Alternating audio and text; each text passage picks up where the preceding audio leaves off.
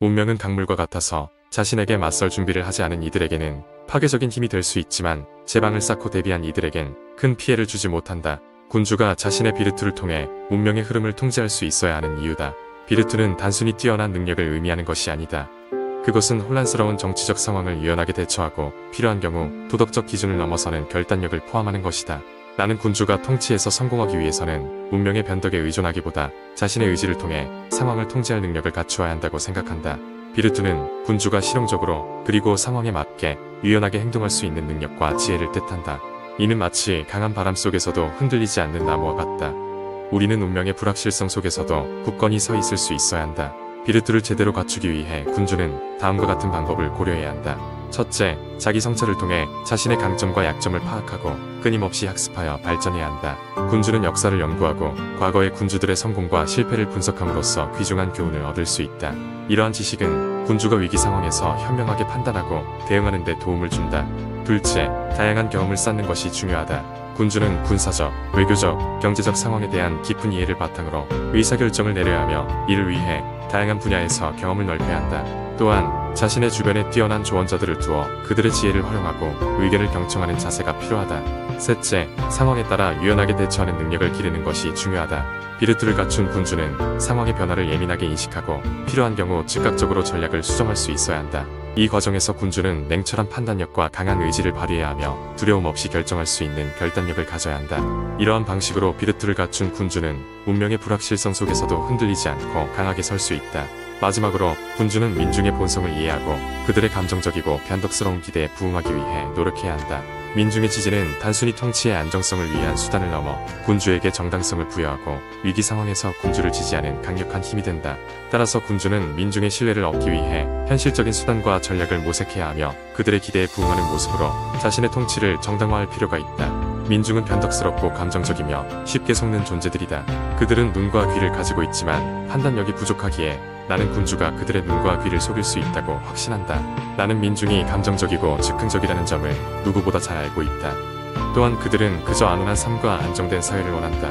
그렇기에 군주는 민중의 안전을 보장하며 그들의 번영을 이루어내겠다는 확신을 심어줄 수 있어야 한다. 그러기 위해 군주는 반드시 도덕적일 필요는 없지만 덕이 있는 척할 필요는 있다. 이는 단순한 이성이 아니다. 군주는 실제로 덕을 갖추는 것이 아니라 덕을 가진 것처럼 보이는 것이 중요하다. 그러나 단순히 덕을 가장하는 것만으로는 충분하지 않다. 군주는 또한 상황에 따라 매우 현실적이고 때로는 기민한 전략을 펼칠 필요가 있다. 즉, 군주는 여우와 사자의 특성을 모두 지녀한다. 여우의 교활함으로 위험을 피하고 사자의 힘으로 적들을 제압할 수 있어야 한다. 여우처럼 속임수를 활용하여 민중과 적의 의도를 꿰뚫어야 하며 사자처럼 강력하게 통치하여 민중에게 권위와 안정감을 줄 수 있어야 한다. 민중은 본능적으로 자신들을 지켜줄 강력한 군주를 신뢰한다. 그들이 바라는 것은 자유롭고 안정된 삶이기 때문이다. 따라서 군주는 필요할 때는 잔인함도 감행하고 또한 필요할 때는 자비로운 척할 줄 아는 융통성을 갖춰야 한다. 민중의 감정과 그들의 본능적 요구를 이해하고 이에 맞추어 통치할 때 군주는 비로소 성공적인 통치자가 될 수 있는 것이다. 내가 주장하는 바는 명확하다. 군주는 무엇보다 민중의 지지를 얻어야 하며 그 지지 위에 자신의 통치의 정당성을 세워야 한다. 그러나 이러한 지지를 얻기 위한 수단은 반드시 도덕적일 필요는 없다. 오히려 군주는 현실의 냉혹함을 직시하고 필요하다면 기만과 속임수도 불사해야 한다. 민중의 기대를 저버리지 않고 그들의 안위를 보장하는 군주라면 자신의 목적을 달성하기 위해 어떤 수단이든 취할 수 있다. 나는 믿는다. 민중의 안정과 번영을 위해 행해지는 권력의 모든 수단은 결국 정당화될 수 있다는 것을. 군주는 그저 선해 보이는 것만으로는 부족하다. 필요할 때는 무자비하게, 필요할 때는 자비롭게 행동할 줄 아는 통치자가 진정한 의미에서 성공적인 군주다. 그가 추구하는 목적이 국가의 안정과 번영이라는 대의에 부합한다면 그 수단이 비도덕적일지라도 그 결과는 군주의 통치를 정당화할 것이다. 그러나 나는 이러한 비열하고 잔혹한 수단이 마냥 정당화될 수 없음을 알고 있다. 필요 이상의 잔혹함은 군주의 권위를 훼손하고 민중의 반발을 초래할 수 있기 때문이다. 따라서 잔혹함이 과도해져 민중의 반발을 초래하거나 통치의 정당성을 위협하는 상황에서는 피해야 하며 군주는 신중하게 그 수단의 사용을 조절해야 한다. 군주의 궁극적인 목표는 권력 유지뿐만 아니라 민중의 지지를 바탕으로 한 안정적인 통치를 이루는 것이기 때문이다. 결국 진정한 군주가 되기 위해서는 비르투를 통해 자신의 운명을 개척하는 동시에 민중의 감정을 헤아리고 그들의 신뢰를 얻는 것이 필수적이다. 이 두 가지 요소가 주도화를 이룰 때 군주는 비로소 자신의 통치에서 성공할 수 있을 것이다. 마키아벨리가 군주론을 집필한 이유는 당시 이탈리아가 외세의 침략과 내부 분열로 인해 혼란에 빠져 있었기 때문이었습니다. 그는 이러한 위기의 상황 속에서 군주가 어떻게 권력을 유지하고 나아가 국가를 안정적으로 통치할 수 있는지에 대한 실용적 조언을 제공하고자 했죠. 특히 목적이 수단을 정당화한다는 그의 현실주의적 관점은 통치자의 행동이 도덕적 기준보다 국가의 생존과 권력 유지라는 궁극적 목표에 따라 평가되어야 함을 강조합니다.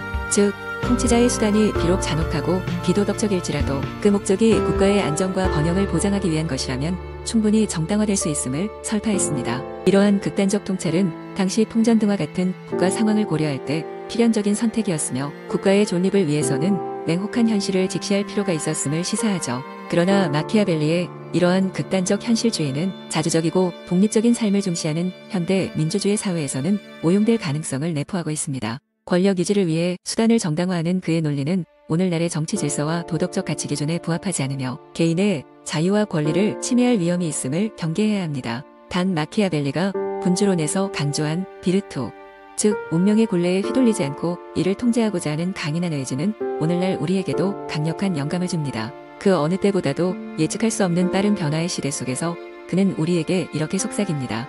변화를 두려워하지 말라.